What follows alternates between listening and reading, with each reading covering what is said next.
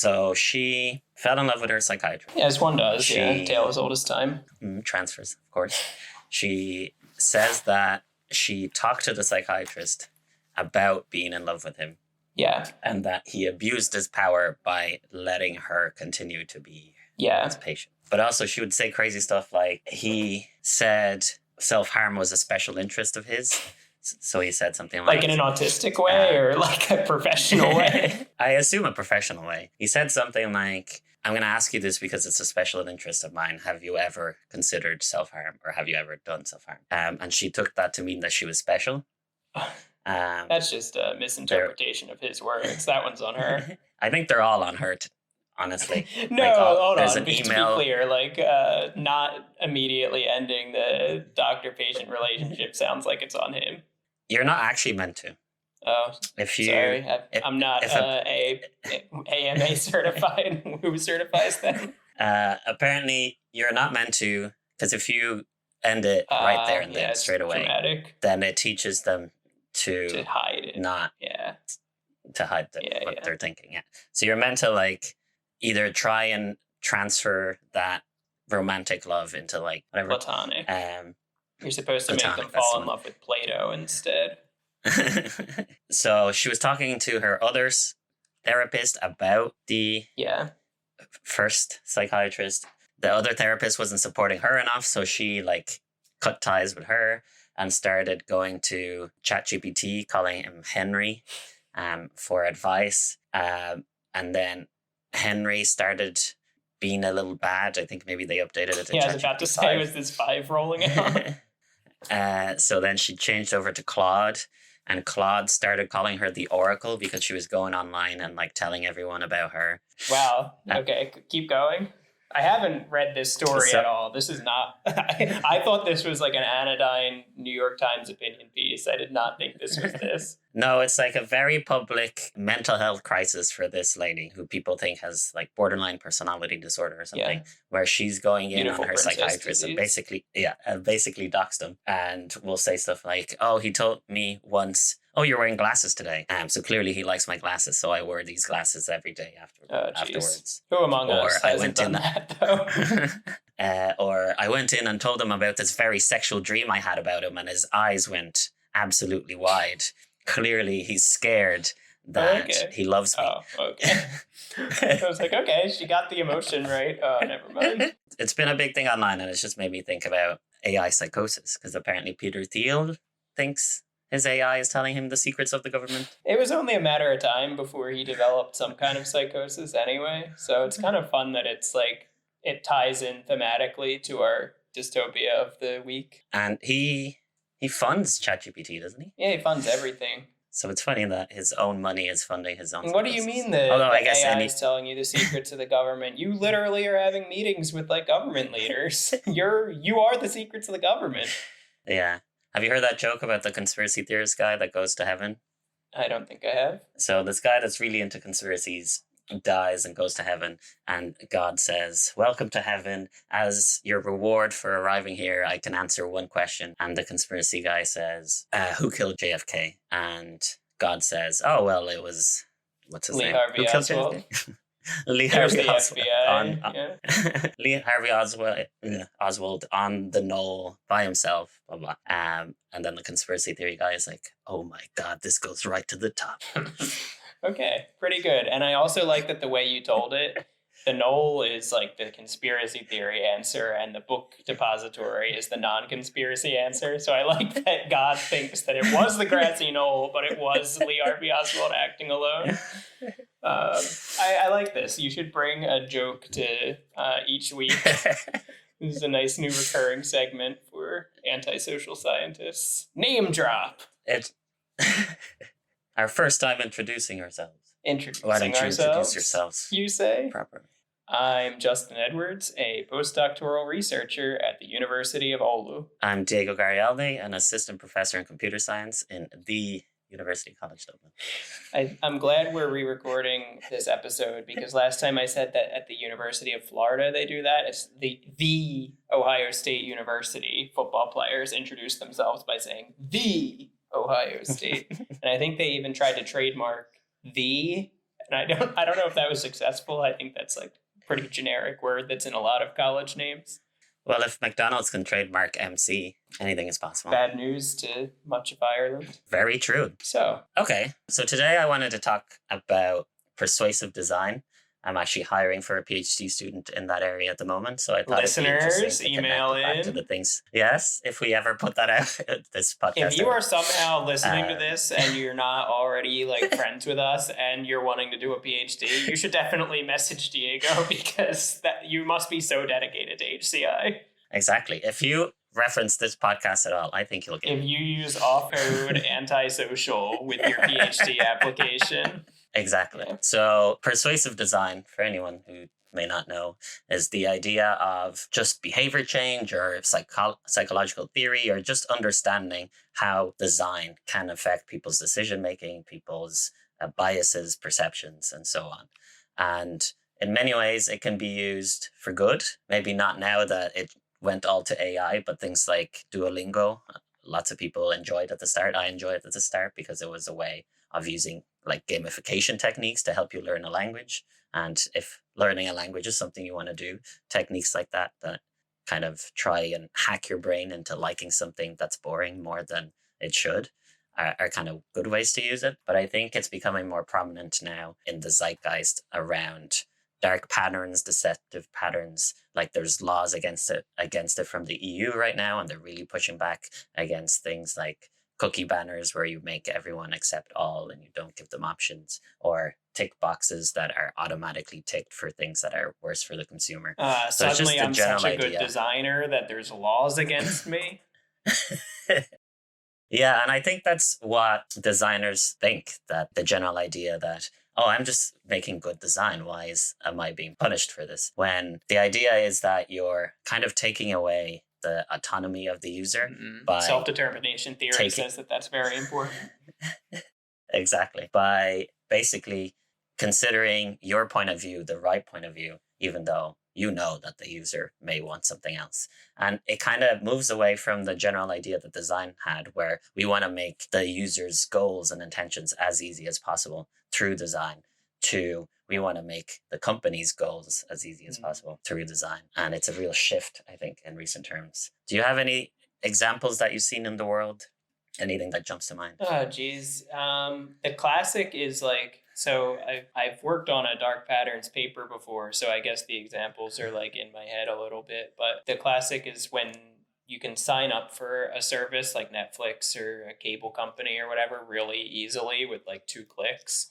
And then canceling that service involves like 3 phone calls, a posted letter, a tattoo, an interpretive dance. This is somewhere between like the actual like UI design of the website versus like the, I don't know, like systems operations design of unenrolling from a subscription. But that's always my like go-to dark pattern, that it's really easy to start subscriptions and some of them are really hard to then cancel. So one of the things from last time that is relevant here is the general idea of the sim and the player. And if you didn't listen to the previous episode, you might not know. So it's the general idea that people can describe their type of thinking in the same way that you can think about the game The Sims, which is like a life simulation game where you have these little characters that look just like people, and you can order them around the city or their home, telling them to learn how to cook, go to work, learn a new skill, whatever it may be.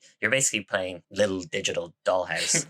And in that game, you don't actually control the character in like third person with the controller. It's a point and click where you say, all right, go to the fridge and cook this, go talk to your mother, do whatever it may be in that house. And you're just trying to fill up these little bars where you have like hunger and social. This kind of disconnect is a good example of the disconnect we sometimes have in the types of processing that we have. And yes, there may be more than 2, Justin. Yeah, and Bizarro. I feel like I just picked that up from him. I don't actually care if there's more than 1 or 2. I don't care if there's more than 2 either. I just think it's a good splitting point to say, we know that there's these 2 types at least that are working in this way. Let's work on them. And if we want to type it out further, go ahead. Sure. And I think like the whole point of any duality is like there's the thing and there's not the thing. Like there's something and everything else. So I think you could, even if you split it out further, you would have like rational thinking and then all these other different kinds of automatic thinking or whatever. Yeah. In this way, the player is kind of, whenever you feel like you're in control, like you're thinking about your thoughts, you're planning the future, all of these things would be kind of the player, where you're future oriented, you make plans, but it takes time, it's tiring. You don't want to spend the whole day thinking because it requires so much attention and it really gets to you. So you kind of make a little plan and say, okay, do those things. And then the sim part of you is the one that actually goes out and does the task, goes through the hard manual labor,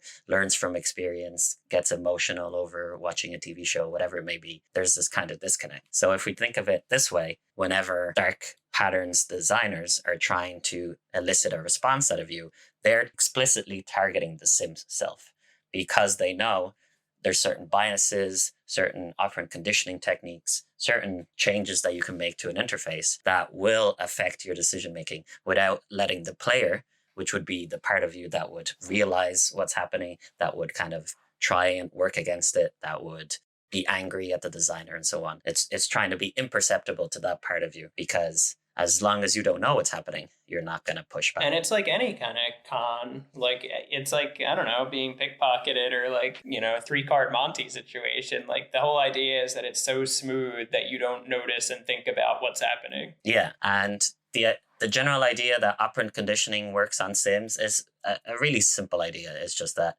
repeated action, or actions that are rewarded are repeated and actions that are punished are avoided.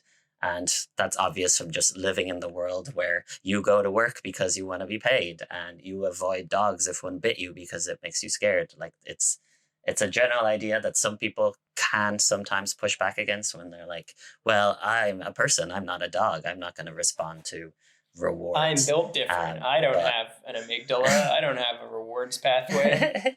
Yeah, dopamine, never heard of her. Dopamine, it I is never the technique met that they use. Go on. Wow, you really threw me off there. I need a second to compose myself. I activated the sim when the sim was supposed to be in control. So one interesting thing that we've learned from operant conditioning, because we've been doing experiments on animals for a long time, and I talked about a few of them last time, but it's just that depending on how you reward something, it actually affects how addictive or how motivating that thing is. And the main thing about it is surprise or lack of predictability. Because if you have an animal and they get rewarded with a food item every time they peck at a button, they will peck the button, eat the food, and then eventually they'll get satiated. They're no longer hungry, so they'll stop pecking at all. And there's this general curve that you see. Let's say you need to peck 10 times to get the food. Just after they get the food, if they're pecking at all, they're going to be pecking quite slowly.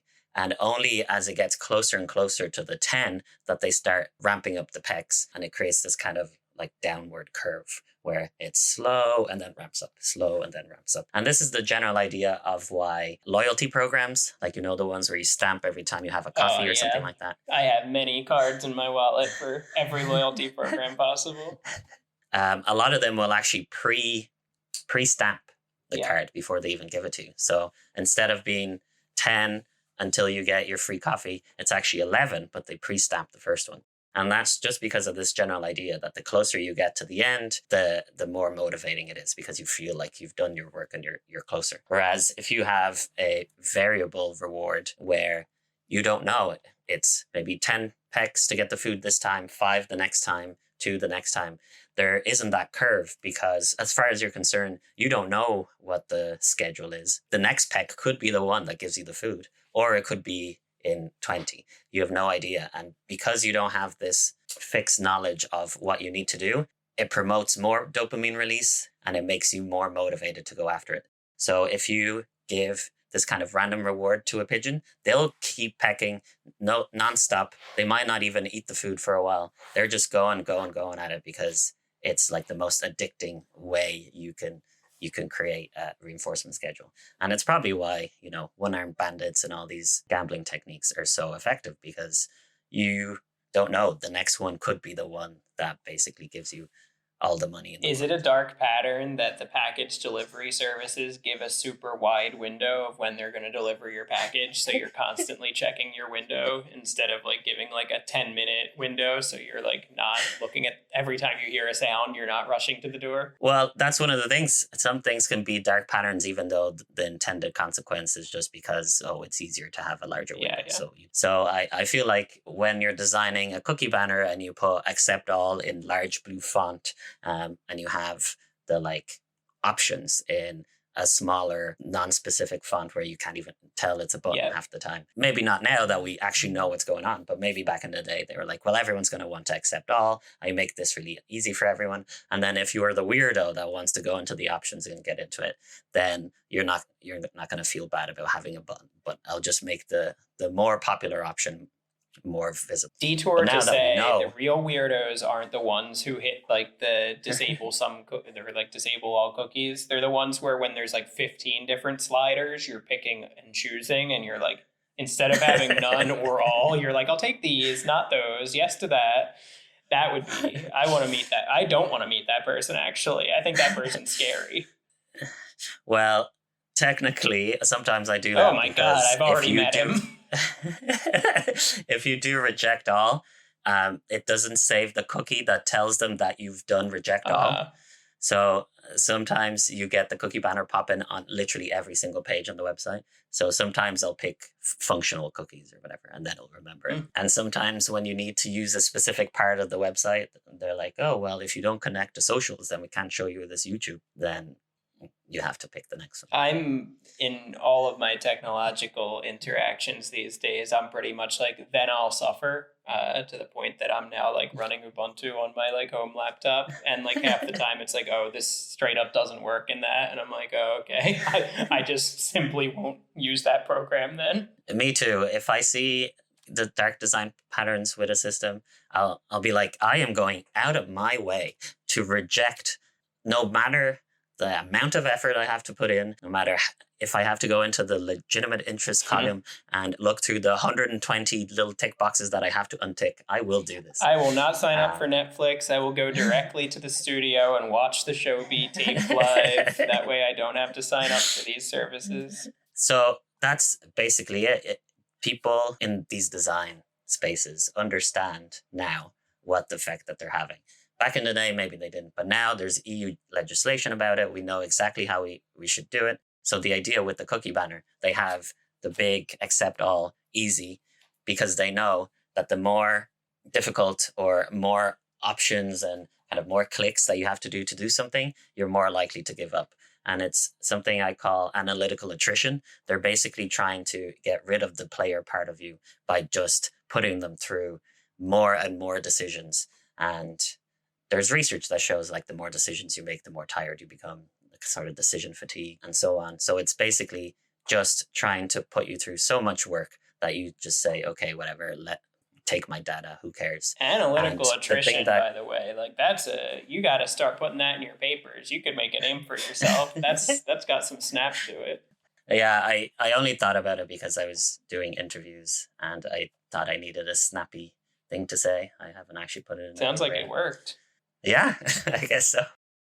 Are you one of those people that gets put through analytical attrition and you just say accept all? Or are you, like you said, you will just not use the website at all if it asks you for your data and doesn't make it easy? No, I'm definitely to some, like sometimes you don't have the option. If it's like the website I'm trying to book a flight on really wants me to do this stuff, and I'm like, well, there's only one airline to book this flight through. So like sometimes I end up giving up and just, accept all or whatever else it needs me to do.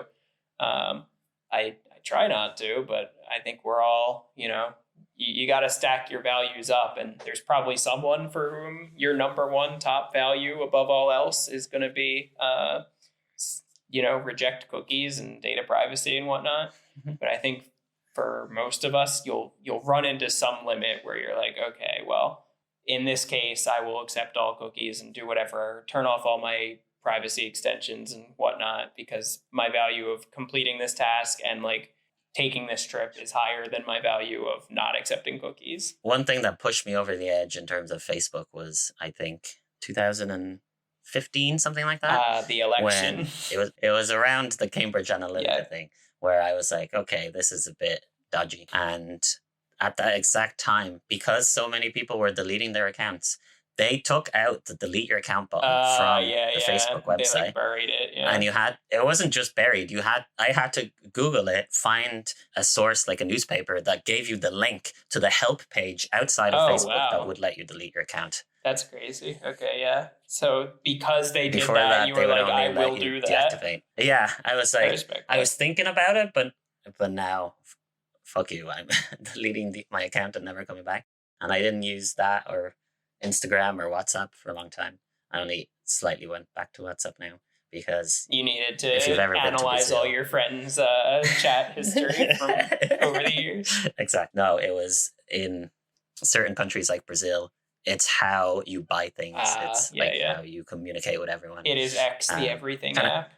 Exactly. So these websites have levers, basically. So they make things that they want you to do, like liking, sharing, commenting, as easy as possible, and they'll try to entice you with like rage bait content and all of this sort of things. And then things that they don't want you to do, they make really difficult, like deleting your account, refusing to share your data, canceling a subscription, as you said. And I think now as well, for people who post, they kind of use the algorithm to change what people do and do post. So on Twitter for a while, if you link to an outside source, they would not show your tweet basically at all to your subscribers or your followers. Yeah, I remember when I used to have to do ads for like my podcast or for the HCI UCD podcast, the prevailing wisdom was if you're like trying to get people to engage with a tweet, you should always have a picture or a video with like, for the podcast, we would sometimes make videos with like transcriptions. So even if it played silently, you would see what was being said if it auto played. Yeah, so they were definitely levering me into making posts that I wasn't otherwise going to make. Yeah, because they basically want you to stay on the website for as long as possible. And if you go and click on a headline and go somewhere else, then that's not staying on the website. Yeah. So they don't want you linking to outside sources. But it also leads to this weird like algo speak, as some people have been calling it, on TikTok and other places where people say now unalive or other words because they don't want their content censored.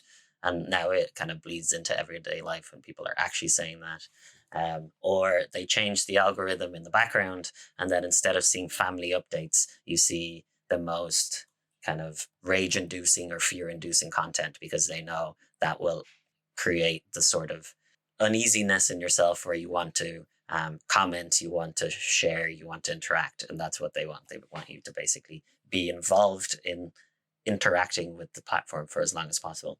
And if family updates just make you go, oh, that's cute, Aunt Helena went to the park and that looks absolutely lovely, and all you do is like, or all you do is send them a message on WhatsApp saying, oh, loved your pictures, then that's not the kind of interaction they want because it's too short, it's not involved enough, you can forget about it once you leave. But if it's, I don't know, Uncle Pat telling you about how the earth is flat and how now you're the gays are creating hurricanes, now you're going to be in there and you'll be like, God, Uncle Pat, how can you say these things? And then your friends that will somehow have seen this post will also join in. And it becomes this big thing where you're arguing with people that you used to like because it's turning the frogs the gay. Most. And yeah. I've been down this rabbit hole. And there's this whole thing around the reactions. Do you remember when Facebook only had likes and then they brought in the reactions? Yes. And you had like happy and angry and so on. There was a time where they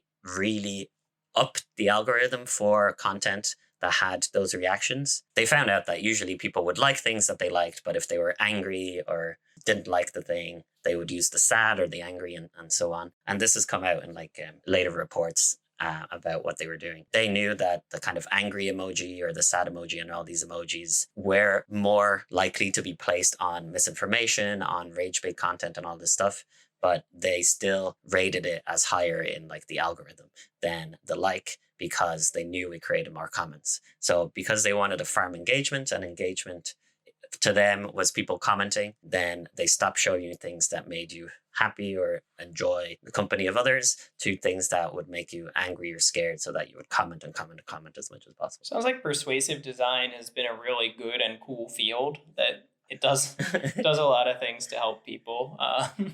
So basically what I'm hearing is like all of society's ills right now can be traced back to persuasive design. Care to comment as a persuasive designer? As someone who's trying to research these things and tell people about how bad they are, I feel like I'm slightly black-pilled into thinking that it is the cause of everyone's problems. Because my granny used to be like this sex-positive, nature-loving woman. Yeah, she was. That like she would like had her own garden and stuff. And now, after being on WhatsApp or Facebook or wherever she's getting all this crap, she's like anti-gay, anti-climate change, anti-trans people. Like they turn the frogs gay. Worst of the worst. Yeah, I got you. That's sad. It's the MAGA ate my dad or whatever.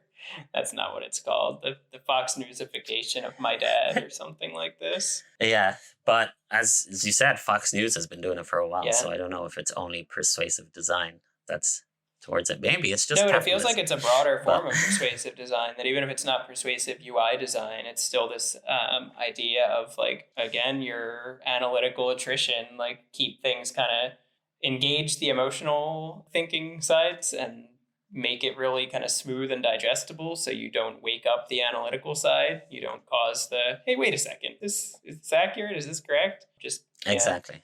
Man, yeah, this is a depressing episode. I think I don't think you're black-pilled on this. I think you're pretty much onto it. I mean, I'm also inclined to believe that like psychology and cognitive science has an outsized benefit on society. Like that's also good for my career and how I've spent the last several years of my life. But yeah, no, I'm right there with you that like so many things can be traced back to this, persuading others for some nefarious means, and those means, as you pointed out, capitalism, often. Yeah, because other reports have said that Facebook knew that these people had come in to like give them advice on how to reduce misinformation and so on. And they knew from past experience that any post that was shared more than, I think it was 20 times or something like that, was likely to be really bad misinformation. Facebook got all this data and they're like, okay, sick, so pump the misinformation stuff. That gets clicks. Yeah, they were advised that if they kind of banned a story from being shared for more than 20 times, it wouldn't affect 99% of Facebook users, but it would stop some of that misinformation. And they were like, but we're still making money, so that would reduce engagement. And I think, so there's the money angle, obviously, they wanted to keep making money. But now, because people are making content themselves, not only the money angle, but they're being incentivized to be salacious, to spread misinformation. Like the amount of rage bait content I see on TikTok that is just Americans acting stupid so that Europeans will message in the comments saying, oh my God, I'm too European for this. Wait, do you know this bait style? I'm minorly obsessed with it. It's like a picture or a video of like a sexy lady. And she's like, imagine going swimming with a registered nursing assistant. Now change all of the S's to M's. And all the comments are like, imagine mimimming with a registered nursing mimimming. And like, it makes no fucking sense. But all the comments are pointing out that it makes no fucking sense. And it's just to drive engagement. Yeah. Or the one I like where that. It's like, harmless. Nobody's getting hurt in the end. I think that's one of the less bad ones. These are beige patterns in design. Type of satire. But if you have the same thing happening in beige design, I'm sure the same techniques are being used. Is this what those Bayesians are always talking about? This is what they're into? Bayesians? It's a pun. Got it. Yeah. No, I got it. Okay, good. You updated your priors and now you're good to go. Yeah, exactly. Oh, God. I hear people say, oh, this person updated their priors and blah, blah, and I'm like, oh, please stop using this in everyday life. I'd like to get a look at her posterior distribution. Okay, I'm pro that now. Glad I could reclaim Bayesian speak for you. But going back to optimizing engagement. Damn, I thought I could distract you long enough. To talk about Bayesian design. Yeah. One of the things they're doing as well is using notifications to kind of claw you back in. Oh, yeah. So Duolingo, Duo showing up at your window and saying it's time to do your Spanish lesson. Yeah, because like the idea of if you start an interaction chain from the previous podcast, you'll basically continue to the end. If they get a notification and get you in the app, you kind of have the cues and the environment around you that's going to push you towards going on the feed, looking at what the person said and so on, and kind of getting you hooked in. And if the thing you're doing is commenting on people's messages saying nursing, memming, blah, blah, blah, whatever, and if people are replying to that, you're going to keep getting notifications and you're going to keep getting pulled back in. Suddenly all of your content is comments. People posting this like cryptic garbage. Yeah. There was a TikTok recently where American called the Troubles a bit of beef. And I mean, it was a bit of beef. It's maybe an understatement, but... I commented something like a bit of beef, understatement of the century. Okay. And that was like 2 months ago. And I've been getting notifications on people liking or responding to that literally. Long story short, I'm in the rat now. This was all part of your radicalization interaction chain. If I hadn't turned off notifications on TikTok, then you would be in the rat now. But because you're a persuasive design scientist, you knew how to get out of that one. Or because I was in the raw already. Sure, you can't be recruited if you're already a member. And another thing that designers have started doing is that if you get a notification for a message, let's say, and you click on that Facebook notification, instead of bringing you to the message, they'll bring you to the feed. I've been wondering for a while, is my phone a piece of garbage or is this a design pattern?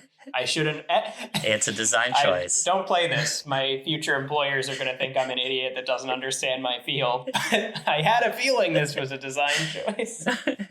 Yeah, there's a name for it. I can't remember it, but it's basically the idea that if you're on the feed, you're like, oh, I forgot what I was doing. And you just scroll down the feed.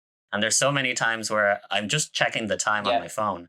And when I go to check the time, I see a notification, click on the notification brings me to the homepage. While I'm on the homepage, I start scrolling. Go through this and then I'm like, oh, that was a good... Yeah, and then have to check your phone again to see what time it was in the first place. What time it was. Yeah, I was like, what was the damn time? Yeah, so they know what they're doing and they're creating habits, which goes nicely into the next point I was going to make. Habits sometimes are explained in different ways. People have different definitions for habits. But in terms of how I think about it, it's an action that happens in a consistent context. That action is regularly rewarded in some fashion. And what that does is that it teaches the sim part of you what the reaction should be for the cue. So if the cue is, I'm bored, I'm in work or I'm in school, and I start to become bored, then you go and open your phone, open a social media app, and the social media app is really engaging. Then the cue, boredom, creates a habit where whenever you're bored, you go on social media, you get rewarded. And so from that point onwards, you create a habit of checking notification or checking social media whenever you're bored. And that's something I've seen in myself. If I'm like watching a TV show, and I put my phone in another room because I know that I'm not going to watch it properly if I have my phone with me. It'll get to a slightly boring part of the episode and I'll feel like my hand phantomly reaching for a phone that's I know is not there because it's just this habit that's been entrenched in you. Yeah, that's why now when I watch sports and there's like a timeout or a halftime or something, I just light up a cigarette. No, I don't smoke, but maybe that habit would be less dark than the habits we're already engaged in. Like me and literally everyone who could potentially be listening to this is the same as you, that like, as soon as there's like a task switch, a break between two attentional moments, it's like, okay, time to check my phone. Yeah, and notifications is as part of that, where you check your phone to see if you have notifications. And turning off notifications actually makes people check their phone more because they get this kind of FOMO fear where they think, oh, did I get a message now? Did I get a message now? It's the same as the wide window for your package delivery. Now you don't know if the package is here or not. Yeah, and research has been done on notification bundling where they basically take all your notifications and give it to you like on the hour, every hour or every 3 hours or something like that. And it was found generally that people reported greater well-being and they like less interruptions and so on. But there was still that FOMO where they were like, I feel like I was checking my phone more, even though the notifications were bundled, because I didn't want to miss something. Like real ones, remember, you have that habit so email much. listservs where you can either get the emails like as they come in, or you can get them in digest mode, like once at the end of the day or the end of the week. And then if you get it in digest mode, guess what? Then at lunch, all your colleagues are going to be saying, "Oh, did you see what Martha sent to the entire department?" You're like, shit, I didn't see what Martha sent because I get all of my emails at the end of the day in an easily digestible bundle. This is like tale as old as time. I feel like as long as we've had technology that does this. Well, Google used to have an app called Inbox, and it was so good because it would do this, and only the odd, like, super important email would get through. And I can't find any other app that does this. And I could feel my well-being being better when I knew that it was being bundled. So even if I checked the email, it wouldn't be there until the time. So, like, I wouldn't get as much FOMO. But yeah, designers know that notification bundling is good. And you can kind of do it now with modes. I think Apple iOS has modes, and Android added it a little, where you can basically have those notifications be hidden. Bedtime and work and free time and whatnot. Yeah, I actually have that set up. Yeah, I have it at work as well, where it kind of, well, at least on my iPad, it doesn't show me. At least on my iPod Nano, I don't get notifications during work time. But they don't make it easy for people. It's not like they're pushing it on you and like you have to go digging for that. Yeah, you have to go through your analytical attrition to find it. They're like, of course you want all of your, in Google's case, you want all of your YouTube and Gmail notifications in all of your modes, and then you can have all those Facebook and whatnot only during 1 hour of the day. No, they don't do that yet. But it's so funny as well. Maybe they should. I thought that like people controlled their notifications until I went on a cruise where my granny and aunt were there, and literally, like, their phone is just walls of notifications, and they don't even swipe them away. I know who is not like an HCI researcher lives like that. It makes me feel like I'm the crazy one for keeping a clean desktop or like clean notification bar. But yeah, no, I'm also shocked to learn that that's how the rest of the world is living. Sound off in the emails if you are. I guess just email us directly on our professional emails.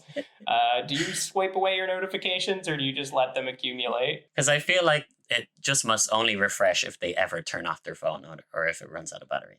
Because otherwise they're just all there then guess what? It doesn't refresh. Have you ever like opened an old phone that like has been off for a while? Like all the notifications stay there and like keep coming in. Well, like they come in a bunch when you turn it back on. So you never actually get a break from it. One of the things as well with that cruise, my aunt, who's very in all of these like Telegram channels, WhatsApp channels about these horrible things happening in Brazil that aren't real. She didn't have internet while we were she was deprogrammed for a few days. I think it was starting because she was like, "Oh, it's so nice. Like I feel everything's so quiet and calm. And trans people are okay. I'm just loving life." And then I was like, "Oh, wow. I wonder what could be the cause and effect here. Maybe you should stop going on those channels." And she was like, no, I need to stay informed. What if I miss and I'm not informed?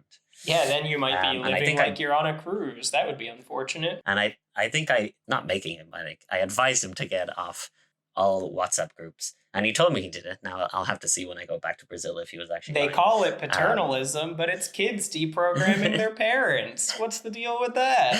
But I feel like it's helped out because he's not arguing about crazy shit. Nice. And he just goes on a specific newspaper. I told him, find a newspaper that you trust that isn't too left wing, as you say, and just read that every week. And you won't be annoyed by things that you cannot change. The more you can like make your media diet like it was in the before times, the better. Like so when Reddit went public and Elon bought Twitter, I deleted both of those. So I was off of everything except LinkedIn, which I'm only ever on if I need to advertise a job. So since I was off of everything and read wanky posts. Well, yeah.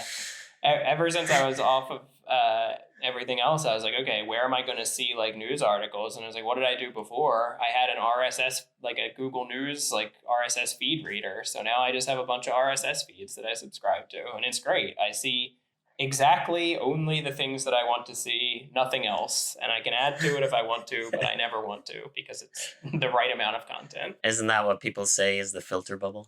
Yeah, look, I don't care. Like, what? Like, it seems like the options right now are the filter bubble or the radicalization of your siloed interests. So I'll take filter bubble rather than like, I don't know, hop on Twitter and become a right-wing maniac, or hop on Blue Sky and I'll pull my punch here, but turn into whatever they're turning into. Yeah, there's just so much media about J.K. Rowling doing another thing against trans people in the UK. I'm so glad that I don't know about that at all. They don't talk about that on like the 3 news sites in my RSS feed. Are you any worse for it? No, absolutely not. I'm much better for it. All right. Yeah. Persuasive design. Delete Facebook, hit the gym, lawyer up. Is that our takeaway at the end of this? I can give you a few remedies based on... Okay, yeah, please. If you want to have control over your life. So the first one I think we've learned about is notifications just distract us, bring us back to the apps, try and kind of just control our attention to be engaged with this content rather than what we want to be engaged in. So my first advice is turn off all notifications for everything, and then then go back and say, okay, maybe I'll give a pass to WhatsApp because it's actually good that I know that my friend is outside because no one rings the doorbell anymore. That one reminded me, sorry to interrupt one more time. I've rediscovered a love for the Red Hot Chili Peppers song Californication, because it has... Red Hot Chili Peppers always have complete nonsense lyrics, but one of their lyrics is psychic spies from China trying to steal my mind's elation. And I'm like, holy shit, he fucking called it, man. TikTok is the psychic spies from China trying to steal my mind's elation. Yeah, I don't know what to say, but he's Anthony Kiedis was seeing into the future. Another remedy, so we didn't talk about this, but basically infinite scroll is the thing where you always have a next thing to scroll through. And the idea there that everyone is using it because it lacks natural endpoints. So before you get to like the end of page 1 on Facebook, and you'd have to actively click page 2. And that was kind of a falling off point for people where they would be like, okay, that's enough. I feel like I've done enough. Whereas if you don't have that break point, you never get a chance of waking up the player. Yeah. This is what I meant by RSS feeds being like exactly as much content as I want and not more, that it's not suggesting anything for me. It's only exactly whatever was written in the blogs that I follow, and that's all. So the things you need to do for that is find a way to create breakpoints. So if you're gonna be bad and use TikTok or something else, set a timer. So there's usually setting a timer won't work as well, because if you keep dismissing it, then you just create a habit of dismissing it. You can't be the prisoner and TikTok, the guard. You can't have the keys. Yeah. So on TikTok, it will give you a warning after 20 minutes. And I have very quickly become tuned out this warning where I just go next. And it's one of the ideas behind research around design friction, where if you pumps and edges and friction. This is the sexiest episode yet of our 2-episode podcast series. Never stop pumping. Unless there's friction. That kind of easy. Unless there's too much friction. Now? You want the right amount of friction. There you go. Yeah. So you need to create something that will actively lock you out. So there's this app I have. I think it's called Timeout or something like that. Anyway, I have it, so it will lock me out. So if I use TikTok for 12 minutes, I think it will lock me out for an hour and a half. Diego going to the neighbor's house like, hey, can I scroll on your phone for a while? Well, sometimes I do like just sit beside my boyfriend while he's scrolling because I'm like, I'm at a TikTok time. It's the same idea, but it's great for work from someone else's plate don't count. Yeah, but before they have those digital well-being things they kind of try, and you can set those up to be half decent, right? But usually it's like 30 minutes and then it's done for the day, or open it 10 times. And what I found was that I'd wake up in the morning and use up the 30 minutes right there and then wouldn't be able to use it for the rest of the day. Where if I have it like this, where it's 12 minutes and then it kicks me off for an hour, I'm not going to sit there waiting. Timeout or whatever this app is has the potential to do the funniest thing of all time, and enforce their own dark pattern where they're like, you're out of TikTok time unless you pay $1.99 right now and get an instant refresh. Look, and shitification happens to us all. I wouldn't put it past. It's happened to me for sure.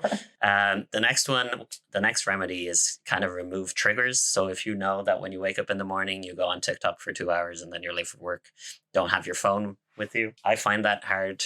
So I have the kind of forced break after 12 minutes. So or if you're watching a TV show, you know that when you're bored, you're going to immediately go to your phone and start looking up who this actor is or I don't know, Reddit, and then you look back up and you don't know where you are in the show, so then it's even harder to follow. Then you rewind the show a bit, then you do the same thing, rewind to the same point. Yeah, it's ruining your watching experience. Like, remove that trigger, put it somewhere else. A research assistant in our lab was saying his way of doing this is him and his girlfriend have a rule that you don't look at your phone until you've started eating breakfast. So you have to start, you can't just lay in bed and scroll. You have to start your morning routine, because they both found that you'll get to breakfast and you'll check your notifications, but now that the routine's already in progress, you're like, well, fuck it, I'm not going to sit here and scroll TikTok for 10 minutes. I'm already halfway out the door at this point. Yeah, it's basically having the humility to know that you're an addict is being exactly, and your sim is being attacked from all angles, and it's not that you have low willpower. Yeah. It's not that you're a bad person because you can't break through. It's that psychic spies from China are trying to steal your mind's elation. You need to have that player prevent the psychic spies from working by making plans and making it so the sim doesn't have a choice. I notice you quote that line differently than me. Is this a career decision? back to you in the studio. Another thing to do is to force the status quo. Yeah. So the thing I talked about, where if you know that they are going to pre-tick all the options that are bad for you, whenever you open a page and you see tick boxes, untick them all and then make the active decision on having to go back and tick them if you really want them. Or like I said, turn off all notifications until you feel the need that you need it. Reject all consent banners until you feel the need to turn it on. Like, let them convince you as opposed to just letting them control you. The next one is understanding your emotional triggers. So if you know that people pretending to be dumb Americans is a trigger for you, or sexy ladies with spelling mistakes in my case. Exactly. Know that engagement is what they're farming. So if you comment, if you share it with a friend and say, isn't this guy an idiot? Like, all of these things is giving them money and they're going to keep doing it. So think to yourself, does watching this content spark joy? To quote Marie that lady Kondo. I don't remember the name of. Yeah, she changed how I folded my underwear, and everyone comments on it. On your Facebook if it doesn't post, spark joy, if it doesn't spark joy, don't watch it. Yeah. So I've been trying really hard to scroll through everything quickly, unless it makes me laugh, and try to make that the algorithm. After a while, it starts working. LinkedIn has become useless to you, but TikTok has become better. Yeah, but it's so easy to forget about it, and then slowly get back to watching people talk about stupid thing that happened at work that's meant to rage bait me again, and that it just changes back to whatever it was. So you really have to stay on top of it if you want to control your algorithm, because it's just every millisecond of hesitation, it's like, oh, they're really into furries. Is that what the algorithm gives you? Well, I've heard people complain where they're like, I didn't like TikTok. It was just a bunch of teenage girls jumping up and down in bikinis. And it's like, ooh, that's telling a lot more. And none of them can spell the word you think swimming. It is. Yeah. So you're really dodging this question about why your algorithm is nothing but furries, but we'll let that one slide for this episode. I'll introduce, maybe next time the banter segment can be about furries. There's nothing more telling than your TikTok algorithm. So that's why I'll never unlock my phone. And then the last thing is the kind of pipeline effect, where if you watch one thing like one Jordan Peterson video pops on your timeline of someone saying he's an idiot, and you're like, okay, I'm going to watch that. And then you start getting content on Jordan Peterson in general, and then it's whoever the next I watched guy one is, Undertale fan theory, and now I'm a furry. I understand how it goes. So I'm not the only one. Trying to make it a relatable metaphor for you. Yeah, me too. I like this. This is our very bad wizard shtick. Instead of one of us saying that the other is a racist, one of us can always be tying it in that the other's a furry. This is why last time also you were like talking about the elephant and the rider and the emotional dog and the rational tail. It all you decision-making cognitive people are furries. Yeah, just like riding elephants. Mm-hmm. You're the Catherine the Great of research. So is there anything you think you're going to do different after all this, or did you just know it already? Well, I should turn off notifications. I think I am a notification, or I should bundle notifications or smarten up my notifications. I'm currently definitely an oversubscribed, like too many notifications kind of person. I don't know. Some of the other stuff I'm aware that I have some of these triggers, but I guess I need to figure out the emotional ones. Nah, you will not find me arguing with people online because you will not find me engaging with anyone online in any way. But definitely these like cognitive triggers of like, oh, the quiet part in a show. I'm always watching sports, so the break between innings or halves or whatever, time to get out my phone. Yeah, being more aware of them, figuring out like, I again went back to like, okay, what did I used to do in the before times? And I'm like, oh, halftime in the football game, that's when you make snacks. So maybe this is like replacing your smoking with eating candy, but maybe that's still better. I have this one app that is trying to use the idea of temporal discounting the other way, where it kind of locks me out of TikTok or whatever for like 30 seconds. Okay. After I open the app, I have to like actively wait. Okay, I still want to be on it. And I noticed that I was like opening up TikTok even when I went to pee, and then this app would make me wait. Get it ready, like pre-cook it. Pre-cook it, yeah, because otherwise I would open it just as I started peeing, and then by the time I ended peeing, it would finish. Yeah. So that's like there's an old Mitch Hedberg joke of like it takes so long to make a baked potato that sometimes I'll just throw a few potatoes in the oven to see a few hours later, do I want a baked potato? Yeah, you with TikTok. Ending on potatoes. Very Irish. That seems like a very Irish. Let's end on potatoes. All right.